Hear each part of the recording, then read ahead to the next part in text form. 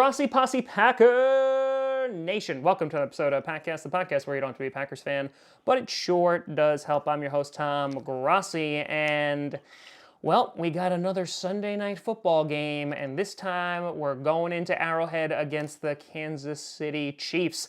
Now, unfortunately, this will most likely not be against Patrick Mahomes, even though he's basically a robot and is throwing already after dislocating his knee, which a matchup that I was very much looking forward to, seeing Aaron Rodgers and Patrick Mahomes face off, but still should be a very entertaining game nonetheless. And so to help me break it down, I brought on the man, the myth, the legend, the ultimate Chiefs fan, Chris. Thank you for joining us, bud. I appreciate it. Hey, thanks for having me. Absolutely. And, I gotta gauge the room. Like, I can't be the only one that's like super bummed out, regardless if it gives whoever's team an advantage, that we're not going to see Rodgers and Mahomes go at it. Oh, you're definitely not the only one bummed out. I will say, from the start, as soon as he went down last week, I thought that this game lost a lot of luster because the chances of him playing and being able to play even up to par of what he's used to being able to play was very slim. So I would imagine you're right. I imagine it's not going to be Mahomes this week.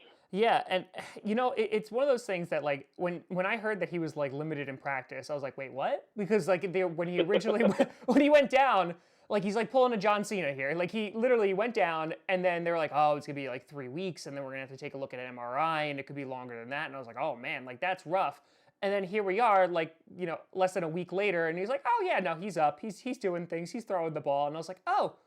Okay, all right, that's a thing, but yeah, I 100% agree with you. It definitely did lose like a bit of its luster, and if I'm not mistaken, like the next time that we're supposed to, like, scheduled to play, besides the Super Bowl that we're obviously both going to, is 2023. So I'm just like, damn, yeah, that's a bummer.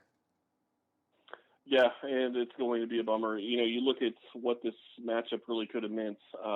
Aaron Rodgers, I think, was, and probably still is, one of the top 3 quarterbacks in the NFL. I think he's been playing that way this year. And to see Patrick Mahomes, who was the MVP last year, facing off against him, who wouldn't want to see that? I mean, that was looking to be a fantastic matchup. Yeah, and I have to, like, I'm going to ask you, I know we're, like, skipping ahead a little bit, but that's fine. Like, we're talking about, like, the injury, and the fact that there's even, like, a slight potential that he could play on Sunday night. Right? Like, there's like a slim amount of hope. As a fan, like, what it reminds me of is like, oh God, like, don't let this be like an RG3 thing where he got hurt, they put him on the field way, way, way too early, and now RG3 barely has a career anymore. Like, so coming from you, are you looking at this of like, yeah, it would have been really nice to see him against Aaron Rodgers, but unless he's like 150% ready to go on the MRIs, like, you've made a miraculous recovery. Like, we need to sit him down to not risk his long-term health. Personally, I look at this game, and I will be honest with you. I picked this as a Kansas City loss early in the preseason. I just felt that they were going to be able to play well enough to basically be undefeated at this point, which obviously hasn't come to fruition. But I felt like Aaron Rodgers is Aaron Rodgers, and it's going to be a tough game. And I just didn't see the defense being able to stop Aaron Rodgers. So I was thinking that this was going to be a loss anyway. And then you start looking at the injuries Kansas City has had this season, and it looks like they'll get their left tackle back. It looks like they can get Sammy Watkins back this week. But now it looks like they might not have Frank Clark. They're not going to have Chris Jones. They're not going to have Kendall Fuller. I mean, those are 3 key pieces on the defense, and none of them are likely to play on Sunday. Yeah, so it's like one of those things of like, why even bother? Like, yes, it would have been awesome to see, but why even bother risking it? Because you know what? If you drop this game, your season's not over.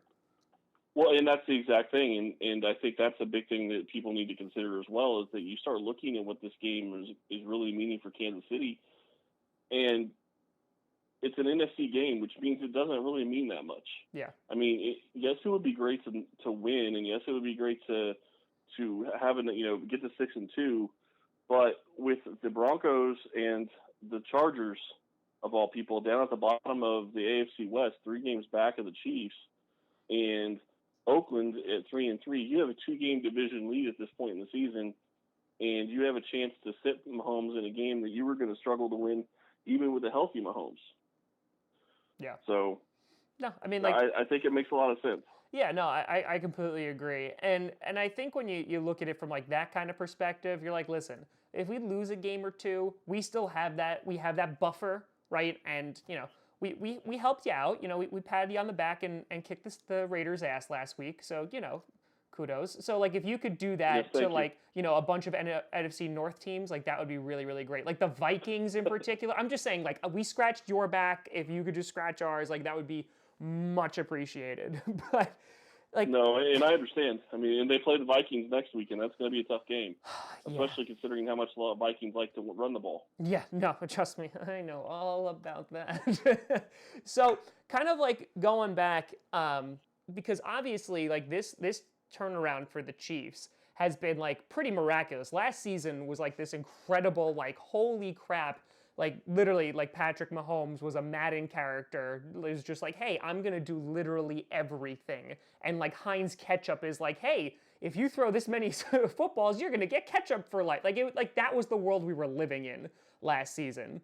And obviously, like in the past few years, it hasn't always been that, right? You had Andy Reid come in, you had Alex Smith as your QB, who everyone was kind of like tentative about, of like, okay, like he's kind of like the band-aid. He's not like the guy who's going to like lead this franchise like into like the next chapter.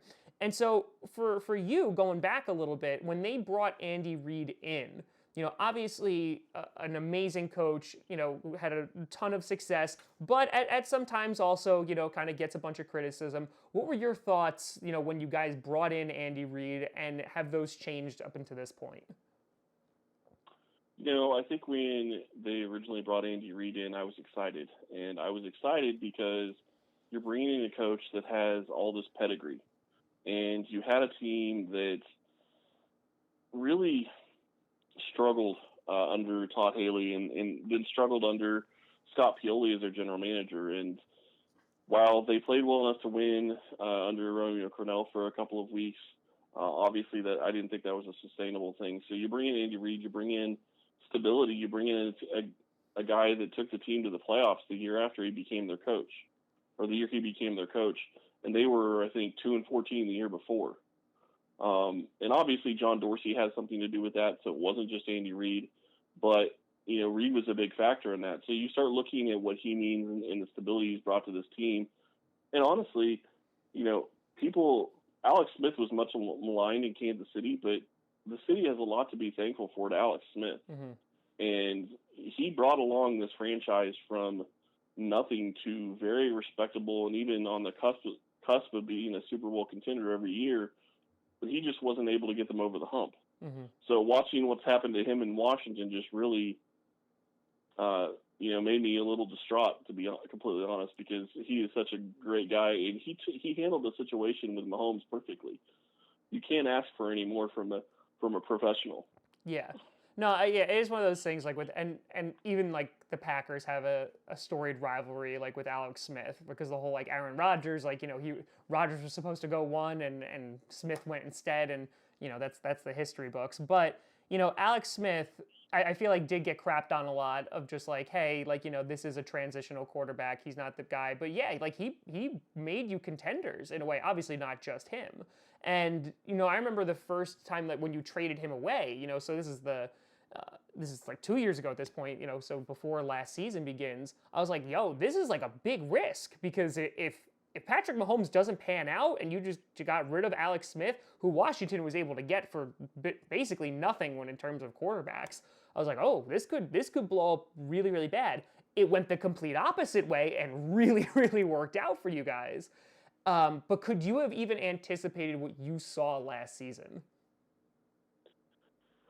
I did not anticipate what I saw last season. I anticipated him being probably top 10 because there were rumors coming through all different channels that he was just doing things in practice that were phenomenal.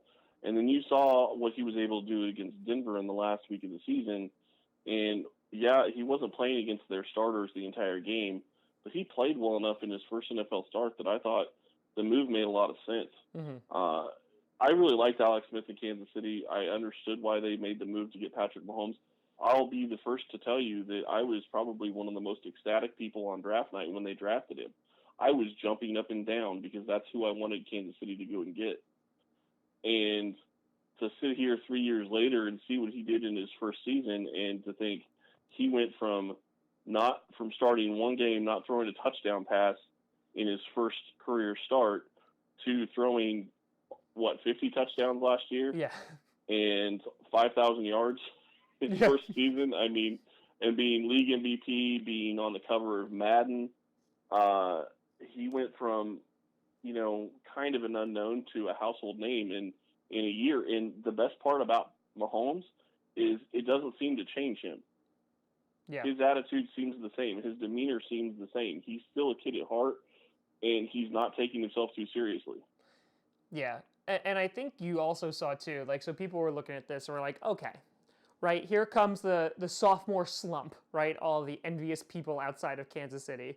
But, like, he came in and was just like, no, we're going to keep it going. Might not throw 50 touchdowns this year, but, like, his play is still, like, unbelievable. Like, the highlights that they show of this guy of just, like, the no-look passes or, like, off the back foot or, like, popping out his ass. Like, at this point, like, I'm not going to be surprised seeing any kind of throw that man can make. And I feel like last year, with you guys rolling, I think every single NFL fan, besides the ones who lived in New England, were cheering for the Chiefs in that AFC Championship game. And BS roughing the passer or, D Ford going off sides. For you, when you're looking at that, was there obviously the disappointment of, like, we're not going to the Super Bowl, but was there kind of like that feeling of, like, you know what, we were able to do that with him his first year. We'll be back. Well, I think you definitely look at that and you say that you're going to be back because of him. Yeah. You look at what he was able to do last year, and honestly, you start looking at what he was able to do early this season. And I'll be honest with you, if Tyreek Hill doesn't go out the first game, I think Kansas City's undefeated at this point. Mm-hmm.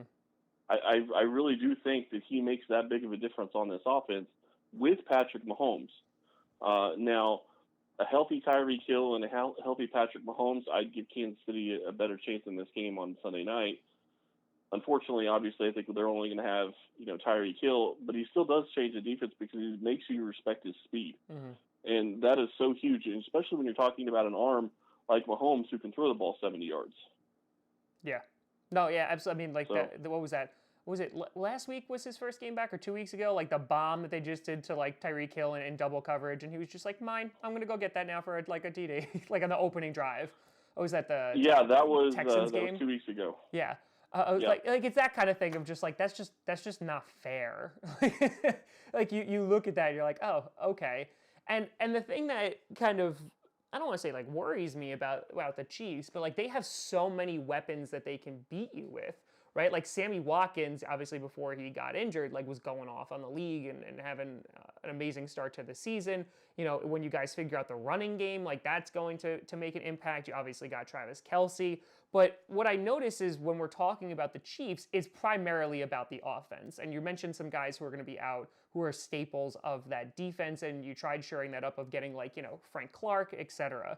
But the defense, besides last Thursday night, looking how they did against the Denver, and they looked pretty darn good, they have struggled, and one of the reasons why they weren't able to make the Super Bowl last year was because of that defense. Do you think that Kansas City has done enough in the offseason to bolster up that defense to not even like be elite or not even be great, just being good enough so that the offense can get them over that hump and get them to the big game? That's a tough question. I think that what you saw early in the season is that teams figured out Kansas City isn't really set up to stop the run, and they started trying to keep away from Mahomes, and that will work out and be okay in Kansas City's favor as long as the offense is clicking on all cylinders. But what you saw in the two losses is the offense sputtered at times, and when the offense sputtered, then you get 3 and outs, and then you get time of possession that is 2-1 going the other way, and that really, while this team is a quick strike offense and can score quickly, it is a big deal when you start talking about being able to really play the type of football that you want to be able to play. Now, what I will say defensively is I think that you're going to see this defense continue to get better during the rest of the season, mainly because this isn't like Madden. You can't just plug in and play players Yeah. and think that the defense is going to go from a 3-4 to a 4-3 and there not be growing pains. This is a season that's going to have growing pains. The defense is going to struggle a lot this season. I think it's still able to get to a point where they can be Super Bowl contenders, but the offense has to be healthy and they have to be able to be playing well. And, you know, between injuries at wide receiver, injuries at offensive line, they've really struggled with different players being out. And, you know, it looks like at this point, if Mahomes doesn't play this week, which he's not I don't think he's going to, but if you look at it that way, they're going to be getting a lot healthier over the next couple of weeks. Mm-hmm. Eric Fisher is going to be back. Their left guard may be back, although, you know, Rankin has looked pretty good, so that might help them on the offensive side of the ball. Defensively, if they can start getting Chris Jones back and Kendall Fuller back and Frank Clark back, all of those things come together, and I think those really help. Yeah, and again, this happens with every single team, right? Like it's a war of attrition essentially of just like, okay, who is going to get injured like, you know, at the opportune time and like early in the season where they can have like a nice run, and you know, that's the NFL and kind of the game that we're in. But when you're looking at it from a because like what I see is like you guys have a lot of weapons and things like that, or like what I want you guys to avoid is because for years the Packers literally were like Aaron Rodgers, him, like you go win us games, go do that. Like I'm convinced that they were just like, yeah, just you know call whatever play you want, just go out there and try to win, please, because we didn't have a defense, right? We had a defense that every now and then decided to show up and like was like, oh, for that one game they were really good. We had a couple weapons on offense, like with Jordy Nelson and then Randall Cobb, who was constantly injured, etc. And like I see you guys like as that offensive powerhouse, but as like the Lions showed in that game and coming close to beating you, and then definitely what the Colts did, they're like, hey, like we need to just keep the ball away, like you said, from Patrick Mahomes. We need to run the ball, and we need to have defense that is going to be at least able to shut them down for a couple drives, and then we could just play keep away the rest of the game. But that's like nice and easy for us to say, but it's also very difficult for teams to be able to stop Patrick Mahomes and that offense, and not all defenses in the NFL are even built to do that. So like that, you know, it's nice and easy to be like, oh look, they like wrote the book for you of like this is how you beat the Chiefs, but it's much easier said than done. Well, and I think one of the keys, and I don't think that this has been looked at enough, when you start getting to a point where you're missing Tyreek Hill and you're missing Eric Fisher, yes, you have Patrick Mahomes, but you're taking away fantastic protection on the left-hand side for him on his blind side, and his ability to step up and run or at least extend plays. And you're taking away a guy that he's played with since he's been in the NFL and that he knows like the back of his hand where he's going to be in his speed, and is a huge threat and takes the top off the defense. When you take a guy that beats man coverage consistently away from this offense, it really hurts. Yeah, absolutely. Because again, you know, it's nice for that mantra of like next man up, and like that sounds really nice, and theoretically, sure, that's great. But like you said before, like it's not Madden. You can't just like plug guys in and be like, oh, okay, now this is gonna be fine now. Like you take away a dynamic playmaker, it's gonna hurt. Yeah, and I will say I do think that McCole Hardman will fill into that role eventually. Mm-hmm. But asking him to do that his rookie season is just too much. Mm-hmm. And I'm not faulting him for the backslide. I'm just saying that, you know, he is not ready to beat man coverage one-on-one yet. And that wasn't meant to be his role yet. They expected to have Tyreek Hill. And really, Mahomes has got to get better, a little bit better against man coverage himself.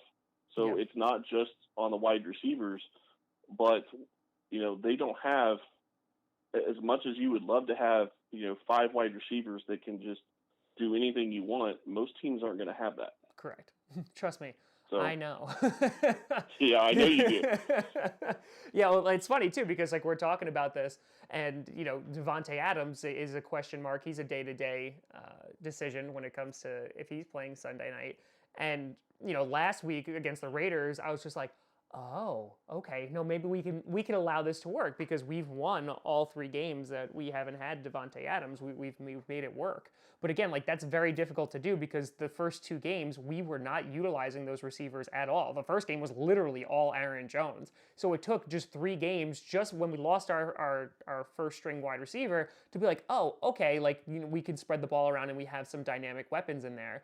And it's a complete game changer when he's on the field, which is like, it's funny because you're talking about like the Chiefs haven't even reached their potential yet. I feel the exact same way about the Packers. And like that defense hasn't even been able, because they have so many new players on that team. Like there you have Darnell Savage who's injured, etc. Like they haven't even begun to like reach their potential, or what we at least think their potential could be. And when you look at teams in the A, good. I was just gonna say, and you make a great point when you start talking about they haven't even hit their potential yet. You start looking at Kansas City. I mean, their defense, they're running a whole new scheme this year. They have 6 new starters. To expect them to come in and be a good defense in the first half of the season, to me, is asking too much. And I think you're asking for trouble at that point. So for me, I'm with you. I think that it's a matter of time. I think that the defense will get better. I'm not going to say that they're going to be a top 15 defense, but they don't need to be a top 15 defense. They need to be top 20.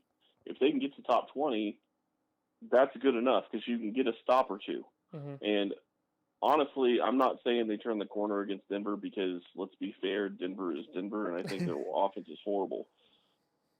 Yeah. So I want to see them do it against a better team. I don't expect it to be this week, because, honestly, when you look at what Aaron Rodgers presents offenses or defenses, the problem with him is he has, and I will admit, I haven't watched enough Packers games, and I don't know enough about him this year, but at least in the past, he's had the ability to call audibles and change the play and get you into something that is a good play call, as opposed to whatever the coach calls and the defense trots out something that's going to stop it. Mm-hmm.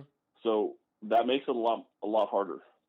Yeah, and I think it's interesting because you mentioned growing pains before. Like I expected the exact same with the offense, with the new offensive coordinator, with a new head coach, etc. And we've definitely seen some of those growing pains. We've just been able to win the majority of games that we've been playing while we've been going through all of those growing pains. And I think if you saw what he did on Sunday against the Raiders, and you're like, wow, if the offense could be like that, it's going to be really tough to beat us. And I think, when you take a look at kind of the team that's been assembled, I have been saying this for years, kind of what you just said. I think verbatim at points, where it's like, I just want an adequate defense. I don't need a great defense. I don't need an all-star defense. I just need an adequate defense. Let my offense do the rest, because we have superstars on that side of the ball. Like we have Aaron Rodgers, you have Patrick Mahomes. Like that's where the majority of your money's going to. That's where the majority of your wins are going to come from. You're not trying to change this entire team's identity, but you want to balance. But again, like at this point, you just need an adequate defense. And I agree with that to an extent. What I will say, though, in what I think is, in a lot of ways, been the Packers' downfall, and I think you addressed this earlier, is that they have gone out and they've said, okay, Aaron Rodgers, you're Superman, basically. Yep. You can do whatever you want to do. And at that point, they spend all the money on him. And don't get me wrong, he needs to be paid. I understand that. But it's got to be a balancing act. You can't expect him to be able to do everything every week. Yeah. So I do agree that there's going to be growing pains, and I do want more than an adequate defense. I would like it to have a good defense. I just don't think it's something that's going to happen year one. Yeah. I think if you give Spagnuolo 2 years, 3 years, I think it could be a top 10 defense. And then that completely changes the way you play games. Yeah. Because at that point, you have a defense that can shut down most teams, and you have an offense that's going to be killing everybody. Yeah, and that's kind of like what I saw. So like last year, like we had Aaron Rodgers obviously he was hurt week 1 against the Bears, but he played through it. Like that was like the first like full season since I think it was 2008 where like they didn't make the playoffs, and Aaron Rodgers played like every single game.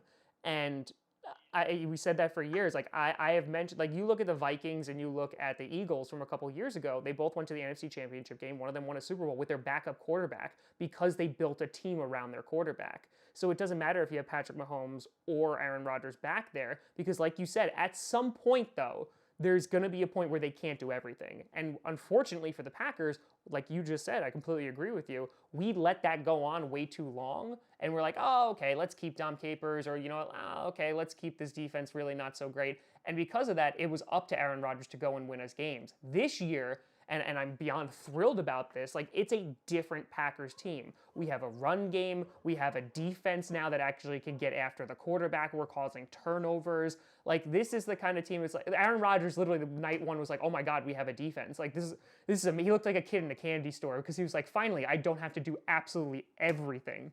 So yeah, I agree with you that like right now, maybe year one, you don't get to have that luxury of like a complete balanced team where you have like, great sides of the ball on either side, but that is the ultimate goal. Yeah, no, absolutely. But I think it also goes farther than that, because I think you also need to be looking at it and saying, okay, we know what Aaron Rodgers needs for the most part on offense, but I don't think they've given him what he needs. I don't think that your receivers are where they need to be. I think that it's going to be something that they need to continue to invest in, because I think your receivers are okay, but outside Devontae Adams, who do you guys have that is going to beat people on a regular basis? Yeah, so I mean, like Aaron Rodgers makes the plays, mhm. and don't get me wrong, you always have to have a good QB, but if you don't have good wide receivers to help your QB, then the QB is having to force things, and then it becomes a situation where he has to be perfect, and that again is another problem. Yeah. So it's a catch-22. I mean, there's lots of different things that teams have to look at when it comes to all of this. Yeah, no, absolutely. And I think when it comes, so like I've been on the side of the fence that's like, hey, like the majority of our receivers right now are undrafted or like only in their second year. Like they're like brand spanking new. Last year you saw this because outside of Devontae Adams, he literally had no one to throw the ball to, and you had guys like MVS who had like these flashes, and Geronimo Allison was doing great until he got hurt. And then this year, right off the bat, we had wide receivers going on IR like EQ, but then you had Geronimo Allison, you had MVS, you have Lazard, you have Shepard. Like you have a bunch of these guys, but they are unproven or they're developing. And when you have these guys developing, like again, going back to our theme essentially of like growing pains, I would not be surprised if the Packers go out and get a receiver either before the trade deadline or very high in the draft next year. But I think there is also something to be said of like letting those guys develop, like MVS and Kumaro and all those guys and Lazard, because they have shown those flashes. And it like you said, it's a balancing act of like, okay, when do we say, okay, let's let them develop, or like let's go and spend money on getting a either high draft pick receiver or getting a veteran presence who has already shown that he can contribute to the team. And I'm okay with the thought process of letting guys develop. I think that makes a lot of sense. My real issue is that you go out and get Jimmy Graham, but Jimmy Graham is probably 2 years past his prime. Amen. So Amen. while you're spending money, the value just isn't there. Yeah. No. Yeah, we 100%. And maybe I'm wrong. Maybe Jimmy Graham is even further past his prime than that. But my point is that it's like I said, it is a balancing act, and I'm sorry, I'm not trying to throw your team under the bus. It's just I've seen the Packers be so close for so long, and some of their moves just have never made sense. Yeah. You have an Aaron Rodgers, and you have a guy like Randall Cobb who played great. Granted, he's not the same guy he once was. Jordy Nelson fell off. You really haven't replaced those guys. You have Devontae Adams, but you look at Kansas City. They've tried to replace guys. They brought in Sammy Watkins, who is a lot of money, but when he's on the field, really helps. You have a Tyreek Hill who you invested a lot of money in. You went out and you get McCole Hardman in a situation where you think, okay, well, they need to go get a corner. They need to spend their draft picks on defense, and they go offense because they look at their quarterback, and Kansas City is in a different position because Mahomes is going to be playing the next 15 years. I don't know how much longer Rodgers is going to play. I'm not trying to say he's going to retire this year or next year, but you do have to still start thinking about how much longer are you going to have him. Yeah, no, there is definitely there's a limited window, right? Like we're talking like between 4 and 6 years, somewhere around that ballpark, right? And yeah, I think that's definitely a key of it. And it's funny because like I hated the Jimmy Graham signing. I was very vocal about that in the beginning when we signed him because I was like, why? Why are we going out and getting him? Because we've played the tight end carousel now with Martellus Bennett and Jared Cook and also Jimmy Graham, because we never replaced Jermichael Finley back when we had him back in like the 2009 run. And so you go through all of that, and like the offense has been so good and has been like the mainstay of that team for so long. So then this past season, we're like, okay, let's go out and spend a lot of money on defense, which 100% has panned out. Za'Darius and Preston Smith have been absolutely phenomenal. They are two of the best, like the best dynamic duo, or one of the best dynamic duos in the league at rushing the quarterback. And you picked up Amos from the Bears, who has provided some consistency in that backfield. And so, like, I like where we've spent money this past year, and even investing it also in like offensive line and things like that. But you are 100% correct. Like, we were under Ted Thompson, who was very frugal with his money and saying like, hey, listen, we're not going to go out and get these free agents. He was very like draft and develop.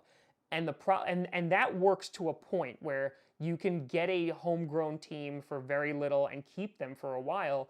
When it doesn't work is when you strike out in the draft, and we struck out in the draft many a times on defense. And because of that, we had a year or so where things suffered. And I think we're at the point now where our defense, for the most part, is the best that it's been in a long time. I mean, within like a decade, it's the best. And then our offense now is trying to play catch up to that point. And so I think if we don't have to worry about the defense anymore, at least for a couple of years, then, we can start investing more within that offense. And so, yeah, that might not be this year. I think the Packers are playing great right now. But, if we fall short this year, then it's time to look, and I completely agree with you, of like, okay, like we need to invest a lot in this offense now. You're right. It goes beyond just the guys that catch passes. It goes to the offensive line as well. You got to protect Rodgers. You got to invest capital there. You have to invest draft picks there. Mm-hmm. And honestly, if you invest in the offensive line, it's going to help your running game, which I think you guys have a good running game with Aaron Jones already. So that's going to help as well. But if you can keep Rodgers healthy and upright, you're going to be in a much better position to be successful down the road. So I do like what Green Bay is doing. I like the direction they're going. It's just a lot of question marks about how they've spent things in the past, but it looks like things are changing. Yeah, and I think that's also with like a new GM and everything, and right, there's a new head coach, and things have definitely improved. And we spent a big second round pick on Elkin Jenkins, who has been really great. We went out and got Billy Turner from the offensive lineman, the guard from the Broncos, and he's been like hit or miss. But like I agree with you. Like Bulaga is gonna be coming up soon. But yeah, I think it's a matter of like where do you? It's almost like you're on a ship and you're just trying to like fill the holes so you don't sink. And you're like, oh, the front half of the boat is doing really, really well. The back half is not really doing too well. And then you're like bouncing back and forth, trying to like maintain that balance the entire time. Well, and the fascinating thing for me though is looking at the Packers and where they are now, and where Kansas City is going to be in the future, because Kansas City is getting ready to be in a position where they're probably going to pay Mahomes more than Rodgers got. Oh, yeah. And when they do that, they're going to have the cap issues that Green Bay has. And they're going to have to figure out, how are we going to do this? How are we going to keep this team together, and how are we going to be able to compete for years? Yeah, and it's so funny because like you see those teams, right? Like they have those small windows, right? I think back to the Seahawks with like the Legion of Boom. Like they had that defense for a small amount of time. They were able to make, get a Super Bowl out of it and attend a couple more Super Bowls. But then, yeah, like the Broncos with Peyton Manning, you have these like small little windows where it's like, hey, this is your chance. Like you have to like put your foot on the gas and go, because it just takes like 2 or 3 years, and then that window's gone. Because like some players leave or some players regress or what have you, and you're kind of back to crap. Okay, well now we're back to plugging holes because we were doing well, but it's difficult to win a Super Bowl, and I think that's what makes a team, unfortunately, like the Patriots, like so rare with Bill Belichick and Tom Brady, because consistently year in and year out, they've been able to field a team that can go and win them Super Bowls. Now, it's obviously easier because they're in a division that hasn't been competitive in a long, long time. So they're all automatically getting into the playoffs basically every single year. And that brings me to talk about the Patriots. For you, when you're having like one of the best teams in the AFC, obviously the Patriots are like the dark empire that's there's lurking in the background. For you, do you think that this team where it is right now, with a healthy Patrick Mahomes, what have you, if it comes down to the AFC Championship game again, why would it be different this year than it was last year? Well, I do want to say this before I go there. The one thing the Patriots have different that has never really made sense to me, and I still am trying to figure out exactly how it happened. Tom Brady has always taken a contract that is a little bit less than what market value is. Mm-hmm. and that makes it a lot easier to build a team around him. Yeah. So that's something that I'm not exactly sure why that continues to happen, but kudos to him for doing that because it obviously has worked out well for them. Now you start asking about how that's going to change this year when you start looking at this Chiefs team versus the Patriots in an AFC Championship game. I think it could change this year because you have a situation where you're going to be having a Kansas City team that is going to have, at that point, you would hope, a completely healthy offense and a defense that I think is going to be better. The one thing that I question about the Patriots right now, and the thing that I don't know, is I've heard so many people tell me they have an elite defense. They have one of the best defenses the NFL's ever had. Yep. And I'm sitting here going, okay, the best quarterback they've played is Josh Allen. Mm-hmm. And you're going to tell me that they have an all-time best defense? Yep. I mean, I have a severe problem with that. I'm not saying they're not a good defense, and I'm not saying that they're not a great defense. They may be a great defense. But let's see what they do in the next 5 or 6 weeks because the caliber of quarterbacks they're getting ready to face are a lot better. And I take that back. They played Ben Roethlisberger early in the year, but I still discount that because Bill Belichick was able to game plan for that game the entire offseason. And I'm sorry, when you have an entire offseason to plan for anybody, you can look unbeatable. Yeah, and these next 5 weeks for them, like you were saying, like it's going to be like the test of like, okay, defense, let's see how good you are. But yeah, they've played jokes of a team, right? They played the Jets, they played the Dolphins. Like they're playing teams that they're blowing out of the water and they're dominating. But like you're looking at it like, okay, but they should be dominating them. So while their stats are very impressive and anyone who looks them up are like, wow, like they're a top 3 defense. Yeah, because the competition just isn't there. These next 5 weeks I think will be very, very telling. Like I'm looking at the Patriots right now and listen, they're going to make the playoffs, obviously. They're probably going to get a first round bye, whether it's the number 1 seed or the number 2 seed, just because of their schedule. But that being said, if they progress further than that, I don't know, down when you only have, 4 to 2 teams left, things are going to get a little bit more dicey. And so you're saying, by the time, if you guys get to the AFC Championship and if the Patriots get there, it's going to be a matter of, okay, like if we have everybody healthy, it's going to be a different story. Or at least it has a better potential to be a different story. Well, I think it definitely has a better potential to be a different story. I won't say it will be a different story. Tom Brady is still Tom Brady. For some reason, Belichick has had the better read a lot in his career. Although Reid, look at it a couple of years ago. Andy Reid blew Tom Brady and the Patriots out of the water and beat him by 50 points at home. Mm-hmm. So it's not that he can't do it. He hasn't done it lately, but doesn't mean he won't do it in the future. I just don't know what to think going, second time around. What I will say, though, is what you saw from New England in the past and what you saw from what Kansas City has done this season, New England gave everybody a blueprint to beat Kansas City this year. Keep the ball away from Patrick Mahomes and play man-to-man coverage, and you have a chance. I don't think New England's going to be able to do that this season, and the biggest difference is this year compared to last is if you look at the games they lost against Houston and Indianapolis, they started out hot. In the games against New England last year, Mahomes couldn't do anything, almost anything right in the first half. Mm-hmm. He came back from behind in the second half in both games. I don't think that's going to be the case this year.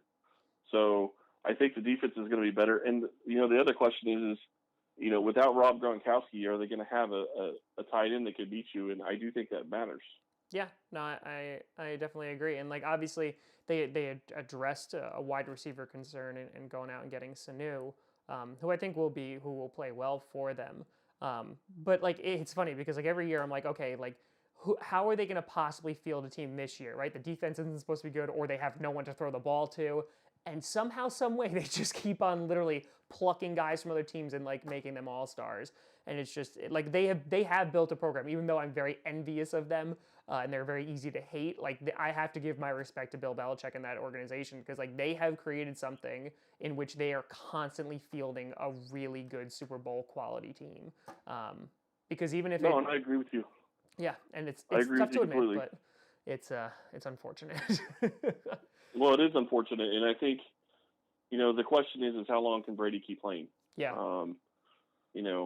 And he may be able to play for the next 5 years and be good enough. I don't know. Yeah. But I will say this. You saw what Patrick Mahomes did last year. Mm-hmm. You saw how he started the year without Tyreek Hill. Mm-hmm. Give him another year past this one. I don't think man defense is going to be as big of an issue for him. Yeah. I mean, I think he ripped apart zones in his first season, and I think he started to get the hang of ripping apart man. But he's also been playing a lot of the season injured. I mean, he rolled up his ankle really bad in the Jacksonville game, and while he's been playing every week, he's not 100%. He's nowhere close. And I know no player really is at this point in the season, but that matters a lot for a QB like him who likes to move outside the pocket and deliver the ball outside the pocket and, create first downs with his feet at times. Yeah. And I think it's also, like, it's important. Like, this is literally his, like, second starting year. Like, the guy has, like, just started. So, yeah, it might take him, a season and a half to get the hang of man coverage.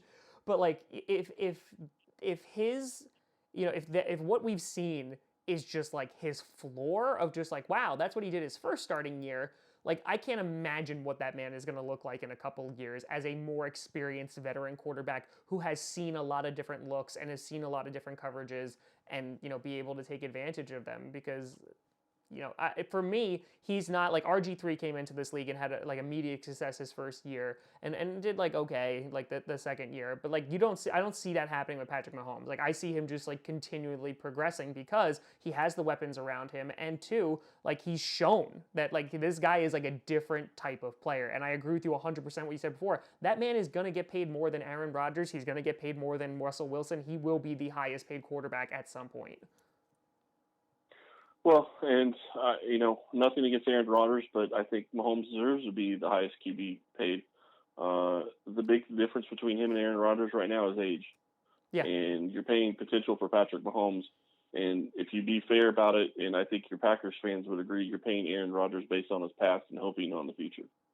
Yeah, to me, I think you're paying Mahomes on his future and thinking you're seeing his progression. Sorry, I didn't mean to interrupt. No, it's okay. So I think, yeah, like when the contract ran out, like we were obviously going to pay him because he was playing amazing football. And like even if you're catching him in like the twilight of his career, I mean like the guy has shown that he is still like one of the best quarterbacks in the NFL. So like I'm totally cool with the amount of money that we paid him. But like you said before, like it will limit, other holes that we could potentially fill.